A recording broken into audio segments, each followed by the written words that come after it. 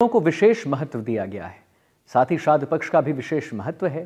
श्राद्ध पक्ष पूर्वजों की दिवंगत आत्माओं की शांति और उनकी आत्माओं को मुक्ति के लिए समर्पित होता है। मान्यता के अनुसार 15 दिनों तक चलने वाले पितृपक्ष में पितृ यमलोक से धरती लोक पर आकर वास करते हैं। श्राद्ध पक्ष की शुरुआत के साथ ही जोधपुर में प्राचीन जलाशयों के तट पर लोग अपने पूर्वजों का तर्पण करने के लिए पहुंचते हैं और पितृपक्ष के इन 15 दिनों में सरोवर के तट पर पितरों को जल अर्पित करने और उनकी मृत्यु तिथि पर श्राद्ध करने से न सिर्फ पितरों की आत्मा को शांति मिलती है बल्कि तृप्ति भी मिलती है। उनके घर परिवार में सुख शांति का वास भी होता है। पदमसर सरोवर के तट पर पिछले 5 पीढ़ियों से श्राद्ध पक्ष पर तर्पण करवाने वाले पंडित आज भी बिना कोई शुल्क लिए तर्पण का कर्मकांड कर रहे हैं, जो अपने आप में एक खास बात है। इसी को लेकर आइए हम आपको दिखाते हैं हमारी खास रिपोर्ट। सनातन में श्राद्ध पक्ष का विशेष महत्व है। बात करें राजस्थान की सांस्कृतिक राजधानी जोधपुर में, तो इन दिनों जोधपुर के विभिन्न प्राचीन जलाशयों में श्राद्ध पक्ष को लेकर लोग तर्पण करने पहुंच रहे हैं। और जोधपुर में इस वक्त हम हैं जोधपुर के ऐतिहासिक पदमसर सरोवर में, जहां जो है लगातार श्राद्ध पक्ष की शुरुआत के साथ ही लोग तर्पण करने पहुंच रहे हैं। और जो पंडित हैं कहीं ऐसे हैं जो पूरे विधि विधान के साथ में जो है वो श्राद्ध पक्ष का तर्पण भी करवाते हैं। इस वक्त हम एक ऐसी पीढ़ी के साथ में हैं जिसकी करीब 5 पीढ़ियां जो है वो श्राद्ध पक्ष को लेकर जो तर्पण करवाती है, और उन्हीं में से एक है पंडित जी। सर, क्या विशेष महत्व है और आपकी कितनी पीढ़ियां यहाँ तर्पण करवा रही है? जय श्री कृष्ण सभी को। मेरा नाम पंडित कुणाल बोरा सिरमाली है और मेरे को भी 20 वर्ष यहाँ पर तर्पण कराते हुए हो गए, और आगे हमारे पूर्वज करवाते हैं वैसे ही हम विधि विधान से है पूरा कर्म करवाता है। इसके अंदर पितरों की विशेष पूजन होता है, जो आश्विन मास के कृष्ण पक्ष प्रतिस्पर्धा से लेकर है जो सर्वपितृ अमावस्या तक है, जो ये कर्म चालू रहता है। इसमें पितृ कर्म में जो अपने पूर्वजों का अपने ऊपर उदार है वो अपन को जल पिलाते थे, वैसे ही भावना से अपन उनको 15 दिन वापस जल पिलाएंगे तो वो उनको वहां पर मिलता है, ऐसा कहने में आया। जैसे इस कर्म में कच्चा दूध है, तिल जव है, पुष्प है, वो सामग्री होती है। उससे करने से है जो पितरों को दूध पिलाता है और दूध भोजन के रूप में मिलता है और जल पीने को मिलता है, ऐसा हमारे पूर्वज कहते थे और हम करवाते आए हैं। आपकी कितनी पीढ़ियां जो हैं वो ये कर्मकांड यहाँ करवा रही हैं? मेरी 5 से 6 पीढ़ी हो गई है जो यहाँ तर्पण करवाते हुए हो गए। पहले कुछ मतलब अपने हिंदू धर्म के अंदर, सनातन धर्म के अंदर अपन है जो पहले ये पूजा है जो ब्राह्मण लोग ज्यादा करते थे, तो अब लोगों में भावना जागी है हमारे सनातन धर्म में, और दूसरे लोग भी जागृत हुए हैं और ये कर्म करने आ रहे हैं। आप इनके बारे में इनको पूछिए कि मतलब ये करवाने से क्या होता है, तो वो आपको ये बताएंगे। और जैसा कि जो है इनकी 5 पीढ़ियां जो हैं वो ये कर्मकांड करवा रही है, और प्रतिदिन श्राद्ध पक्ष में जो है वो सुबह से ही जो है वो लोग तर्पण करवाने के लिए आते हैं। सनातन धर्म में श्राद्ध पक्ष जो है, जिसे पितृपक्ष भी कहते हैं, उसका विशेष महत्व है। कुछ जो और भी लोग हैं जो हैं वो पंडित जी, हम उनसे भी बात करना चाहेंगे।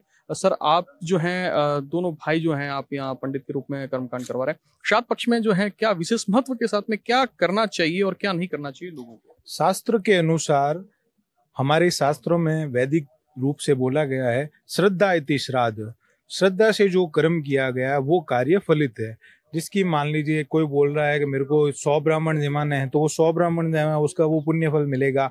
जिसने श्रद्धा से एक भी ब्राह्मण जिमाया या ब्राह्मण नहीं जिमा सके तो वो कोई प्रॉब्लम नहीं, उसमें आप एक छोटे गाय को आप कोई गौग्रास दे दीजिए, पंचग्रास का भोग हो गया, गौओं को दान हो गया। उसके अलावा भी अगर आप उसमें कुछ देना चाहे दान स्वरूप में, तो मान लीजिए ये भी नहीं कर सकते, आप जाके पीपल में जल चढ़ा दीजिए।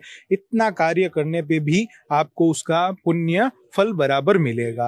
अगर आप कुछ नहीं करवा सकते, त्रिपंडी जैसे त्रिपंडी श्राद्ध पे होता है, श्राद्ध कर्म में पिंडदान होते हैं, पिंडदान कर्म भी अगर नहीं करवा सकता कोई आदमी, तो आप आओ, सूक्ष्म से सूक्ष्म कार्य जो है यो हमारे यहाँ से 5वीं पीढ़ी के रूप में हमारे द्वारा, दोनों भाइयों द्वारा आज से इतनी सेवाएं दी जा रही है। इसमें आपको निःशुल्क जो सामग्री है उसके रूप में आपको तर्पण करवाया जाता है।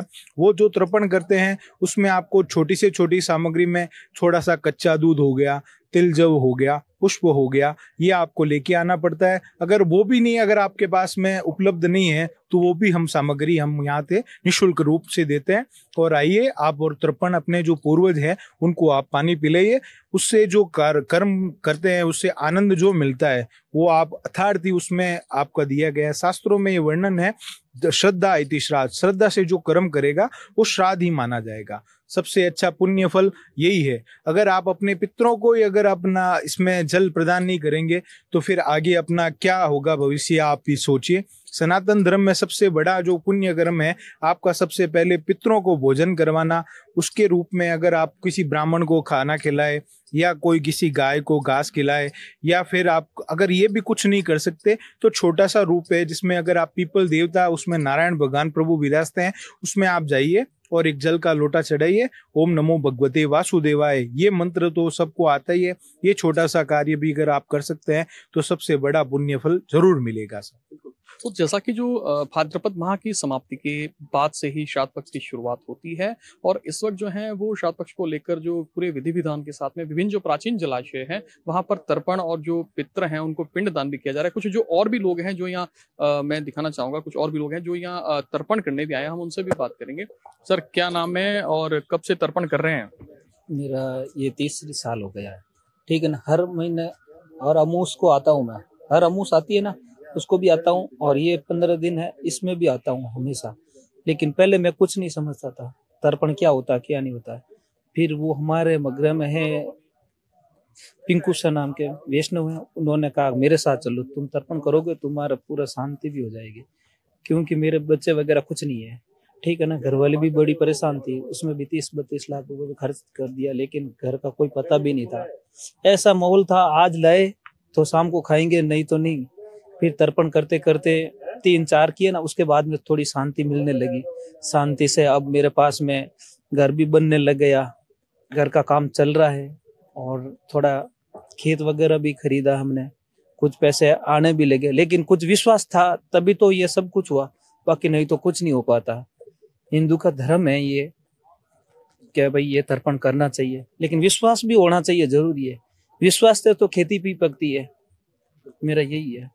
सर आप भी आज तर्पण करने आए हैं, जो श्राद्ध पक्ष का आज दूसरा श्राद्ध भी है, किसका तर्पण करने आए हैं और क्या महत्व है? ये आज मेरे माता जी का श्राद्ध है, कमलकांत नाम है मेरा। मैं पिछले 10 साल से रेगुलर आ रहा हूँ, और यहाँ सर जब से तर्पण करने लगा हूँ घर में शांति रहती है और बहुत अच्छा महसूस होता है। पहले तकलीफें बहुत रहती थी, लेकिन अभी हमें बहुत सुकून और शांति महसूस होती है। रेगुलर आ रहा हूँ मैं पिछले 10 साल से। जैसा कि जो है वो श्राद्ध पक्ष में लोग जो हैं अपने पितरों की शांति के लिए, उनकी आत्मा की शांति के लिए जो ये 15 दिन के श्राद्ध पक्ष जो होता है इसका विशेष महत्व है, और लोग जो हैं वो तिथि के अनुरूप भी यहाँ आते हैं। और विशेष रूप से जब अमावस्या होगी, जब श्राद्ध पक्ष का समापन होगा, उस दिन भी विशेष जो है वो भारी संख्या में लोग तर्पण करने आते हैं। और जो विधि विधान के साथ में जो पंडित है वो भी यहाँ श्राद्ध पक्ष जो है उसका तर्पण करने पहुंच रहे हैं। जोधपुर से NDTV के लिए मुकुल परिहार।